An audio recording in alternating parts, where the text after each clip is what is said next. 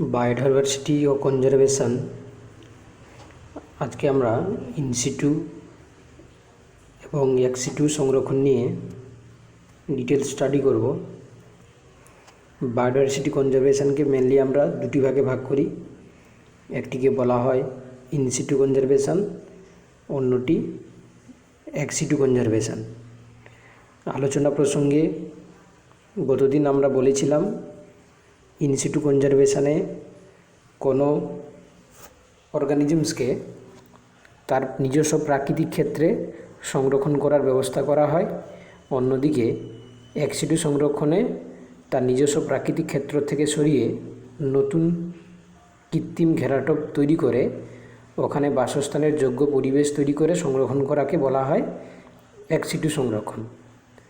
এবার in situ সংরক্ষণকে basically দুভাগে ভাগ করা হয়, একটি হটস্পট, অন্যটি হচ্ছে প্রোটেক্টেড এরিয়া।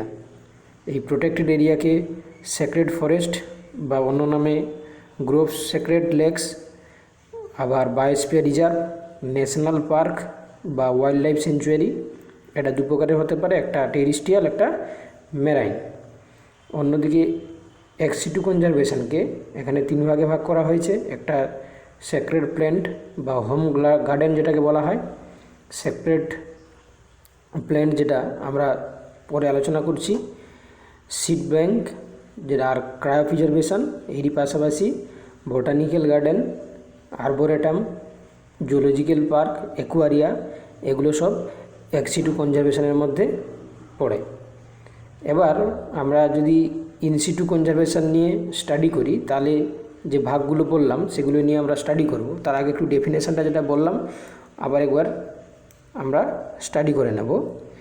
যে ইনসিটু কনজারভেশনে প্রোটেকশান দেওয়া হয় কোনো ইকোসিস্টেম কিংবা বায়োডাইভার্সিটিকে যেখানে ওই লিভিং অর্গানিজমস তার নিজস্ব প্রাকৃতিক ক্ষেত্রে থাকবে, সেখান থেকে কোনোভাবেই তাকে সরানো যাবে না, ওই জায়গায় রেখে তাকে কিন্তু সংরক্ষণ করার পদ্ধতি হচ্ছে ইনসিটু কনজারভেশন। তো ইনসিটু কনজারভেশনের আমরা যে ভাগগুলো এখানে দেখতে পাচ্ছি প্রত্যেকটা ভাগ নিয়ে আমরা ডিটেলসে স্টাডি করব। First, protected area. তো প্রোটেক্টেড এরিয়াতে আমরা দেখতে পাই ইকোলজিক্যাল, বায়োলজিক্যাল বা বায়োজিওগ্রাফিক্যাল যে এরিয়াগুলোতে তাতে যে লিভিং অর্গানিজমসগুলোকে পাওয়া হয় সেগুলোকে সংরক্ষণ করার প্রচেষ্টা করা হয়। অর্থাৎ প্রোটেক্টেড এরিয়াতে আমরা কি করে থাকি না, কোনো ইকোলজিক্যাল কিংবা বায়োজিওগ্রাফিক্যাল এরিয়াতে যে বায়োডাইভার্সিটি আমরা দেখতে পাই সেগুলোকে কনজার্ভ করার প্রচেষ্টা করা হয়। যেমন একটা এক্সাম্পল এখানে দেখানো হয়েছে বন্দিপুর আমরা কি করি, ওটাকে one type of protected area যেখানে টাইগার রিজার্ভেশনের জন্য সংরক্ষণ করে রাখা হয়। এবার আমরা দেখতে পাবো যে প্রোটেক্টেড এরিয়াতে কি দেখা যায়, there are delimitated on the basis of biological diversity. তো সেখানে আমরা কি করি, কোনো লিভিং অর্গানিজমসকে এখানে সংরক্ষণ করে রাখা হয়। এখানে আমরা দেখতে পাচ্ছি যেমন কোল্ড ডেজার্ট লাদাখ কিংবা হট ডেজার্ট যেমন থর মরুভূমি, এই জিনিসগুলোকে এখানে সংরক্ষণ করে রাখার চেষ্টা করা হয়। ওয়েটল্যান্ড প্রোটেক্টেড এরিয়ার মধ্যে পড়ে যাবে, যেমন আসাম কিংবা নর্থ ইস্ট স্টেটগুলো যেমন রয়েছে সেগুলো। স্যালাইন সোয়ামি এরিয়া যেমন সুন্দরবনস, রান অফ কুঞ্জ কিংবা mangroves, temperate forest, subtropical forest, এই বেশিরভাগ যে অঞ্চলগুলোকে প্রোটেক্টেড ফরেস্ট বা প্রোটেক্টেড এরিয়া আন্ডারে রাখা হয়েছে। এবার প্রোটেক্টেড এরিয়াতে আমরা দেখতে পাচ্ছি protected area include national park, century এবং বায়োস্ফিয়ার রিজার্ভ। ঠিক আছে, তাহলে এই প্রোটেক্ট ফরেস্টে আমরা দেখতে পাচ্ছি কি, একটা হচ্ছে কি ন্যাশনাল পার্ক, দু নম্বরে দেখতে পাচ্ছি আমরা নেক্সট যেটা সেঞ্চুয়ারি, মানে যেটাকে আমরা বলি অভয়ারণ্য, সেঞ্চুয়ারি, আর তিন নম্বরে কে থাকবে বায়োস্ফিয়ার রিজার্ভ। এই তিনটা প্রোটেক্টেড এরিয়ার মধ্যে পড়ে থাকে, বায়োস্ফিয়ার রিজার্ভ। এবার ওয়ার্ল্ড কনজারভেশন মনিটরিং সেন্টার একটা ইন্টারন্যাশনাল কমিটি তৈরি করেছে। তো তাতে প্রায় 37,000 প্রোটেক্টেড এরিয়াকে নথিভুক্ত করা হয়েছে। তো এর মধ্যে আমাদের ইন্ডিয়াতে 651টি প্রোটেক্টেড এরিয়া, তার মধ্যে 100টি ন্যাশনাল পার্ক, সেঞ্চুয়ারি 551টি এবং 18টি বায়োস্ফিয়ার রিজার্ভ আমাদের শুধু ভারতে বর্তমান রয়েছে। তো এই যে এরিয়াগুলো অর্থাৎ প্রোটেক্টেড এরিয়া, টোটাল আমাদের যত স্থলভূমি রয়েছে তার 4.7% ল্যান্ড সারফেস জুড়ে অবস্থান করে থাকে। ন্যাশনাল পার্ক নিয়ে যদি আমরা স্টাডি করি তাহলে দেখতে পাবো যে সেই সকল এরিয়া, যে এরিয়াগুলো গভর্নমেন্টের আওতাধীন থাকবে এবং reserve for betterment of wild life, অর্থাৎ ওয়াইল্ড লাইফগুলোকে বেসিক্যালি সেখানে সংরক্ষণ করার প্রচেষ্টা করা হয়। তো ন্যাশনাল পার্কে কোনোভাবেই কাল্টিভেশন, গ্রেজিং, ফরেস্ট্রি কিংবা হ্যাবিটেট ম্যানিপুলেশন এই জিনিসগুলো সবগুলো কিন্তু ব্যান করা থাকে, অর্থাৎ কোনো কিছু ওখানে অ্যালাউ করা যাবে না। তো আমাদের ক্ষেত্রে তাহলে 100টি ন্যাশনাল পার্ক রয়েছে, যেটা 1988 সালে মাত্র 66টি ছিল। তো ওই ন্যাশনাল পার্ক যদি আমরা একটা এরিয়া দেখি তাহলে 1.1% জিওগ্রাফিক্যাল এরিয়াতে আমাদের ইন্ডিয়াতে কভার করে রয়েছে ন্যাশনাল পার্ক। ন্যাশনাল পার্কের যদি আমরা কিছু বৈশিষ্ট্য দেখি তাহলে এখানে বলছে যে few of them have been declared as world heritage site like Kaziranga, Manas. তাহলে আমাদের যে রয়েছে ন্যাশনাল পার্ক তার মধ্যে কাজিরাঙ্গা, মানস এগুলোকে কি না তারা ওয়ার্ল্ড হেরিটেজের আওতায় চলে গেছে। তো এখানে আমরা দেখতে পাচ্ছি যে ফার্স্ট ন্যাশনাল পার্ক যেটা ইন্ডিয়াতে দেখা গেছিলো সেটা তার নাম কি, জিম করবেট ন্যাশনাল পার্ক। তাহলে এটাই ভারতের প্রথম ন্যাশনাল পার্ক। মনে রাখতে হবে কত সালে প্রতিষ্ঠিত হয়েছে, 1937। আমরা জানি জিম করবেট একজন সাহিত্যিক ছিলেন, তার নাম অনুসারে এখানে জিম করবেট ন্যাশনাল পার্কের নাম দেওয়া হয়েছে। তো নেক্সট যদি আমরা দেখি সেঞ্চুয়ারি বা যেটাকে বলা হচ্ছে অভয়ারণ্য, দে ল্যান্ড এরিয়া, একটা স্থলভূমি যেখানে ওয়াইল্ড অ্যানিমেলস, আমরা অ্যানিমেলসকে কী বলে থাকি, এক কথায় ফনা বলে থাকি, can take refuge without being hunted. ওখানে কোনোভাবেই কোনো বন্যপ্রাণীকে শিকার করা যাবে না। Collection of forest products, harvesting of timber, private ownership of land, tilling of land etcetera are allow. তাহলে একটা সেঞ্চুয়ারিতে যেমন কোনো বন্যপ্রাণীকে মারা যাবে না, শিকার করা যাবে না, তেমনিভাবে ওখানে কিন্তু ফরেস্ট প্রোডাক্ট কালেক্ট করা যাবে, হারভেস্টিং অফ টিম্বার মানে টিম্বার কালেক্ট করা যাবে, প্রাইভেট ওনারশিপ থাকতে পারে, কিংবা ওখানে টিলিং অফ ল্যান্ড এই জিনিসগুলো কিন্তু সেখানে অ্যালাউ হবে, কিন্তু কোনোভাবেই বন্যপ্রাণীকে শিকার করা যাবে না। তো ইন্ডিয়াতে এর সংখ্যা কত, 551 সেঞ্চুয়ারি রয়েছে, যেটা কিনা আমাদের জিওগ্রাফিক্যাল এরিয়াতে প্রায় 3.6% এরিয়া জুড়ে সেঞ্চুয়ারি অবস্থান করছে। তো এইভাবে যদি আমরা ন্যাশনাল পার্ক আর সেঞ্চুয়ারির মধ্যে একটা ডিফারেন্স করি তাহলে এই ডিফারেন্সের যে কলামগুলো আমরা তুলে ধরেছি এগুলো কিন্তু ইম্পর্টেন্ট, আমরা পড়ে নেব। জাস্ট আমি এখানে স্কিপ করছি। তো biosphere reserve, it is most important in situ conservation. তো মাল্টিপারপাস প্রোটেক্টেড এরিয়ার মধ্যে আমরা দেখতে পাই কি বায়োস্ফিয়ার রিজার্ভ, কারণ এখানে আমরা কি দেখি, protection of wild population, traditional lifestyle of tribals and domesticated plant animal genetic resources. তো একটা ইন্টারন্যাশনাল কমিটি রয়েছে যেটা UNESCO, United Nations Educational Scientific and Cultural Organisation, যার ফুল ফর্ম। আর biosphere man and biosphere programme, এরা যৌথভাবে একটা biosphere রিজার্ভের যাবতীয় যে কর্মসূচিগুলো তারা নির্ধারিত করে থাকে। এবার বায়োস্ফিয়ার রিজার্ভের যদি আমরা দেখি যে 2002 সাল পর্যন্ত আমাদের বায়োস্ফিয়ার কোটা রয়েছে 408টি, তার মধ্যে ইন্ডিয়াতে কিন্তু 18টি বায়োস্ফিয়ার রিজার্ভ সেট আপ করা আছে। এটা কিন্তু আমরা ইন্টারন্যাশনালি 408টি দেখতে পাবো, তার মধ্যে ভারতে 18টি বায়োস্ফিয়ার রিজার্ভ দেখা যাবে। তো 4 of them are recognised as world heritage. আমাদের ক্ষেত্রে যেই 18টা রয়েছে তার মধ্যে 4টিকে ওয়ার্ল্ড হেরিটেজের আন্ডারে রাখা হয়েছে, যেমন নন্দাদেবী, সুন্দরবনস, নীলগিরি, তারপর হচ্ছে কি Gulf of Mannar, they are also notified as the national park. তো এগুলোকে ন্যাশনাল পার্ক হিসাবেও নোটিফাই করা হয়েছে, কিন্তু 4টি কিন্তু ওয়ার্ল্ড হেরিটেজ বায়োস্ফিয়ার রিজার্ভ নামে পরিচিত। এবার প্রত্যেকটি বায়োস্ফিয়ার রিজার্ভের যদি আমরা অ্যানালাইসিস করি তাহলে দেখতে পাবো ওখানে বেসিক্যালি 3টি রিজিয়ন দেখতে পাবো, যেটাকে বলা হয় সবচেয়ে মাঝখানে থাকবে কোর জোন বা natural zone, no human activity is allow legally. তাহলে ওই কোর জোন যেটা আমরা বলছি, এই কোর জোনে কোনোভাবে এখানে হিউম্যান অ্যাক্টিভিটি দেখা যাবে না, কোনোভাবে পশু শিকার করা থেকে শুরু করে এন্ট্রি করার কোনো কিছু অ্যালাউ থাকবে না।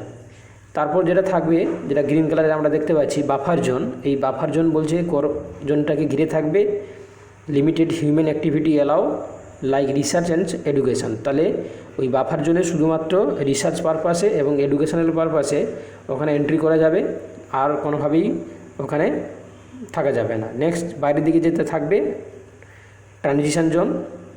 It is the outermost or peripheral part of biosphere reserve where an active cooperation is present between reserve management, local people for activities like settlement, cropping।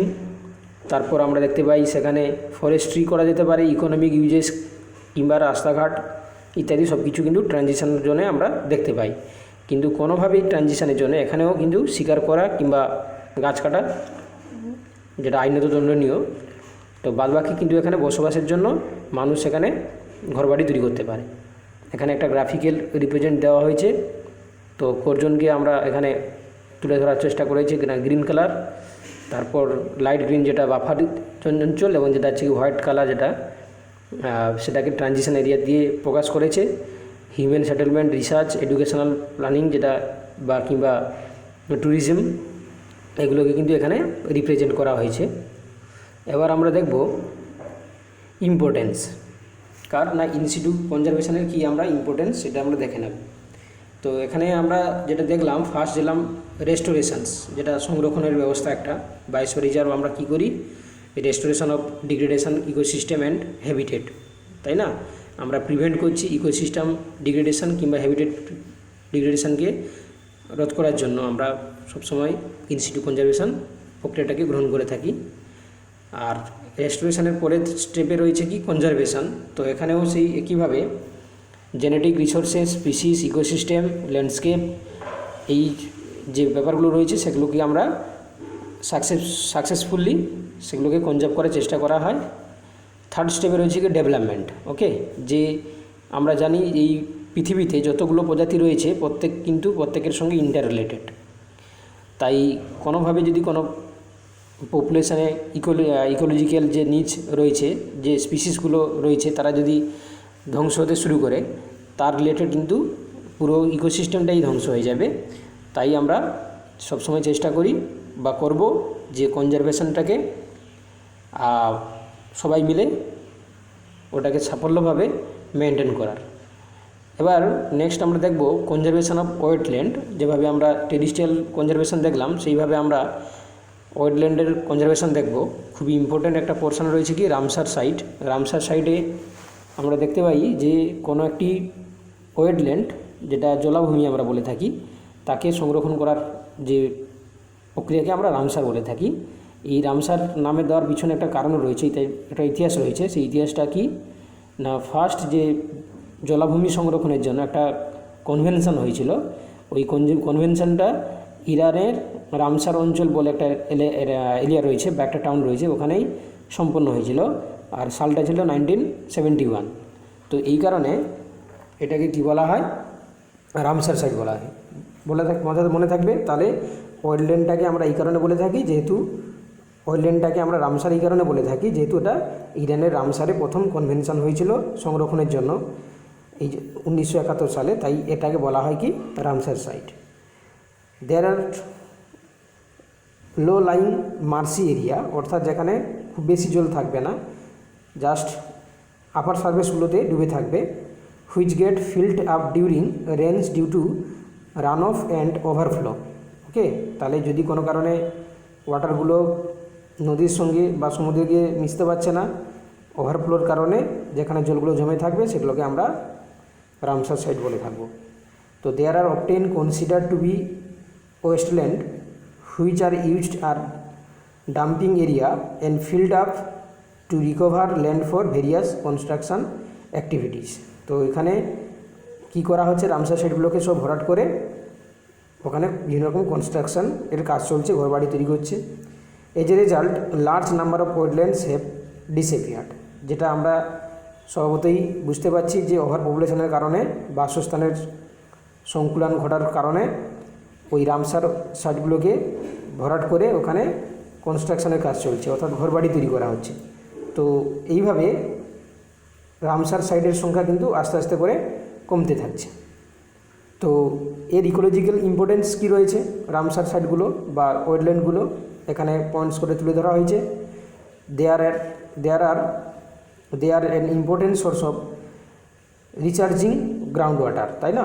যে গ্রাউন্ড ওয়াটার আমরা পানীয় হিসেবে ব্যবহার করি, তাই না? ডিপ ওয়াটার যেটা আমরা বলে থাকি, সেই ডিপ ওয়াটারের যে মূল সোর্সটা কিন্তু ওই ওয়েটল্যান্ড, কারণ ওখান থেকে লিচিংয়ের মাধ্যমে ওয়াটারটা কিন্তু গ্রাউন্ড লেভেল পর্যন্ত পৌঁছাচ্ছে। নেক্সট যদি আমরা ইম্পর্টেন্স দেখি, wetlands provide protection from floods by picking up water from run off and slips from other sources. তাহলে আমরা জানি যে ওই ওয়েটল্যান্ড থাকলে বন্যা হওয়ার সম্ভাবনা কিন্তু অনেকটা কমে যায়, কারণ ওখানে কিন্তু অনেকটাই ওয়াটারগুলো রিজার্ভ হয়ে যায়। Next importance, they are good source of siltation and purification of water, এটা বোঝা যাচ্ছে। আর সবচেয়ে ইম্পর্টেন্স এখানে আমরা দেখতে পাচ্ছি যে পরিযায়ী যে পাখিগুলো উড়ে এসে এখানে কিন্তু তারা একটা বাসস্থান পায় বসবাসের জন্য। তো মাইগ্রেটরি বার্ডগুলো কিন্তু এখানে অনেকটা রিপ্রোডাক্টিভ তাদের যে সিজনগুলো এখানে কাটিয়ে তারা কিন্তু তাদের সংখ্যাটাকে তারা বাড়িয়ে নিতে পারে। এই ইম্পর্টেন্সগুলো আমরা রামসার অঞ্চলে দেখতে পাবো। তো স্বভাবতই আমরা ইনসিটু নিয়ে ডিসকাস করলাম, এবার এক্সিটু নিয়ে ডিসকাস করব। মেনলি আমরা বেসিক্যালি যেটা এক্সিটু বলে থাকি যে কোনো অর্গানিজমসকে যদি আমরা তার নিজস্ব প্রাকৃতিক প্রজনন ক্ষেত্র থেকে সরিয়ে নতুন কোনো পরিবেশে সংরক্ষণ করার ব্যবস্থা করা হয়, তাকে বলা হয় এক্সিটু কনজারভেশন। তো এখানে বাসস্থান এবং খাদ্যের যাতে অভাব না ঘটে তার জন্য কিন্তু সকল প্রচেষ্টা করা হয়ে থাকে। তো it is conservation of selected rare plants animals in place outside their natural homes. তাহলে এখানে কিন্তু বোথ অ্যানিমেলস অ্যান্ড প্ল্যান্টকে তার নিজস্ব বাসস্থান থেকে সরিয়ে নতুন ঘেরাটোপে কিন্তু সংরক্ষণ দেওয়ার চেষ্টা করা হয়। It includes off site collection and gene bank. The two are also a source of genetic material for breeders and genetic engineers. তাহলে এখানে কিন্তু যেটা মানে তার যে প্রাকৃতিক ক্ষেত্র থেকে যেহেতু সরিয়ে নেওয়া হচ্ছে, তো সেখানে কিন্তু তার যে ন্যাচারাল যে হ্যাবিটেটগুলোকে আমরা কিন্তু অনেকটাই প্রিভেন্ট করে দিচ্ছি। এবার দেখব আমরা অফসাইট কালেকশানে কী করা হয়। There are live collection of wild and domesticated species in botanical gardens, zoological park, wild life safari parks, arboreta. তাহলে এই যে আমরা সিস্টেমগুলো বললাম, এখানে কিন্তু এক্সিটু কনজারভেশন সংরক্ষণের বিভিন্ন পন্থা। Currently there are more than 105,000 botanical garden and arboreta কাকে বলা হয়, যেখানে ট্রি এবং সার্ককে কনজার্ভ করে রাখা হয়, হ্যাভিং মোর দেন 80,000 স্পিসিস। ঠিক আছে, তো যেখানে আমরা দেখতে পাচ্ছি যে একটা বোটানিক্যাল গার্ডেন কিংবা আর্বোরেটামে আমরা কিন্তু পৃথিবীর বিভিন্ন প্রান্ত থেকে পাওয়া যায় যত দুষ্প্রাপ্য উদ্ভিদগুলো রয়েছে, রেয়ার উদ্ভিদগুলো রয়েছে, সেগুলোকে কালেক্ট করে এখানে সংরক্ষণ করার ব্যবস্থা করা হয়। জুলজিক্যাল পার্ক, যেটা আমাদের জুলজিক্যাল পার্কে যদি সংখ্যা দেখি আমরা কত দেখতে পাবো না, 800। They have about 3,000 species of mammals, birds, reptiles and amphibians. Most of them have well managed captive breeding programs. তো এখানে আমরা দেখতে পাচ্ছি যে জুলজিক্যাল পার্কে ম্যাক্সিমাম স্পিসিসগুলোকে আমরা এখানে যেগুলো রেয়ারেস্ট স্পিসিস সেগুলোকে কিন্তু সংরক্ষণ করে রাখা যেতে পারে বা রাখা হয়। এখানে জুলজিক্যাল পার্কের ক্ষেত্রে আমরা দেখতে পাচ্ছি যে many animals which have become extinct in the world continue to be maintained in zoological park. তো যে প্রজাতিগুলো এমনি প্রাকৃতিক ক্ষেত্রে বিলুপ্তি হয়ে যাচ্ছিলো বা বিলুপ্ত হয়ে যাচ্ছিলো, সেগুলোকে কিন্তু জুলজিক্যাল পার্ক করে তার বংশগতি ধারাকে অক্ষুণ্ণ রাখা হয়। Captive breeding is also done when the number of surviving individual is very small. যখন ক্যাপটিভ ব্রিডিং বলতে আর্টিফিশিয়ালি যে ব্রিডিংটা করা হয়, তো সেখানে কিন্তু করে তার সংখ্যাটা যেটা কমে গেছিলো তার সংখ্যাটাকে কিন্তু আস্তে আস্তে করে ইনক্রিজ করা হয়। এবার জিন ব্যাংক আমরা শুনেছি যে একটা এক্সিটু কনজারভেশনের অন্যতম একটি পন্থা, যেটিকে বলা হয় জিন ব্যাংক। ওই জিন ব্যাংকে কী করা হয় না, কোনো একটা স্পিসিসের জিনকে বা তার জিনোমটাকে আইসোলেট করে আমরা জিন ব্যাংক তৈরি করে সেখানে কিন্তু সংরক্ষণ করে রাখা হয়। একইভাবে আমরা দেখতে পাবো এখানে সিড ব্যাংক। সিড ব্যাংকের ক্ষেত্রে কী করা হয়, ডিফারেন্ট স্পিসিসের যে সিড রয়েছে সেই সিডগুলোকে প্রপার কন্ডিশানে তাকে সংরক্ষণ করে রাখা হয়। তো সিড আমরা জানি সিডকে দুভাগে ভাগ করা হয়, একটা হচ্ছে অর্থোডক্স সিড এবং একটা হচ্ছে কি রিকালসিডেন্ট সিড। তো অর্থোডক্স সিড যেটা, সেই সিডে কী হয় না, সে ময়েশ্চারটাকে রিডিউস করতে পারে আপ টু 5% এবং এনারোবিক কন্ডিশান অর্থাৎ অক্সিজেনের অনুপস্থিতিতে কিংবা লো টেম্পারেচারে, যেটা -10 থেকে -20 ডিগ্রি সেন্টিগ্রেড, ওটা কিন্তু প্রলংড পিরিয়ডে থাকতে পারে সে কিন্তু। যেমন সেরালস, লেগুমস, এই সিডগুলোকে আমরা কি বলে থাকি, অর্থোডক্স সিড। অন্যদিকে যদি আমরা প্যারালালি দেখি রিকালসিডেন্ট সিড, তো তার ক্ষেত্রে ওটা আমরা বলে থাকি যে ময়েশ্চার এবং এক্সপোজারে বা লো কন্ডিশনটাকে কিন্তু সে সহ্য করতে পারে না, নষ্ট হয়ে যায়, তাকে আমরা কি বলি রিকালসিডেন্ট সিড। যেমন টি, তারপর জ্যাকফ্রুট, কোকোনাট, এগুলোকে কি বলা হয়, রিকালসিডেন্ট সিড। তো রিকালসিডেন্ট কিংবা অর্থোডক্স সিডেরকে আমরা যে পরিস্থিতিতে কি করা হয়, সংরক্ষণ করা হয় এবং তাকে সিড ব্যাংকে কালেক্ট করা হয়, দুটোকেই সেপারেট পদ্ধতির মাধ্যমে সংরক্ষণ করে রাখা হয়। অর্চার্ডস বলে একটা সংরক্ষণের পদ্ধতি রয়েছে, যেখানে plants with recalcitrant seed are grown in orchards where all possible strains and variety are maintained. তখন আমরা কি বলে থাকি, তাকে অর্চার্ডস বলে থাকি। যেমন litchi, oil palm, rubber tree, etcetera. Tissue culture আমরা পড়েছি বা অন্য জায়গায় পড়ব, যদিও এখানে সংরক্ষণের এক্সিটু কনজারভেশন নিয়ে আমরা আলোচনা করছি, তাও এখানে দেখে নেব।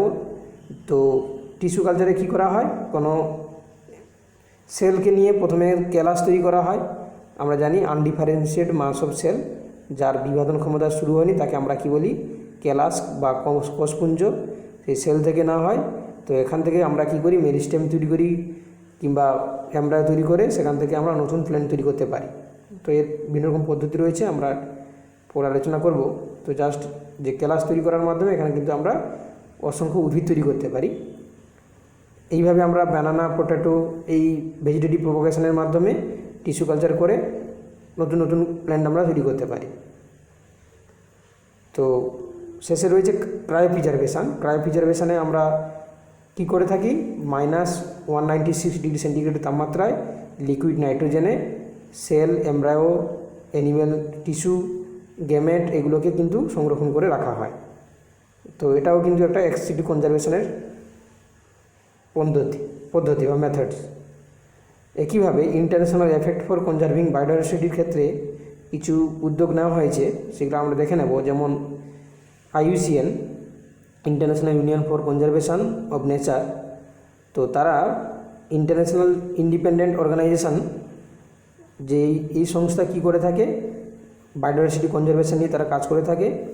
বেসিক্যালি প্রথম বায়োডাইভার্সিটি কনজারভেশন নিয়ে যে সম্মেলনটা হয়েছিল, যেটা 1992 ব্রাজিলের রিও ডি জেনেরিওতে আর্থ সামিট নামে পরিচিত ছিল। তো সেখানে কিন্তু বেসিক্যালি ওই বায়োডাইভার্সিটি সংরক্ষণ নিয়ে সম্মেলনটাকেই পরিচালনা করা হয়েছিল। তো আমরা মোটামুটিভাবে যে বায়োডাইভার্সিটি এবং কনজারভেশন পোর্শনটা ছিল তোমাদের ক্ষেত্রে কিন্তু ডিটেলস স্টাডি করলাম। তো এই প্রসঙ্গে বলে রাখি, যদি সম্ভব হয় তাহলে কিন্তু আমরা যে নোটসগুলো প্রোভাইড করেছি সেগুলো পড়ে নেব, ভালো কোনো অথরের বই থাকলে সেগুলো কিন্তু কমপ্লিট করব। তো এইভাবে কিন্তু আমরা আরও বেটার প্রিপারেশন নিতে পারবো।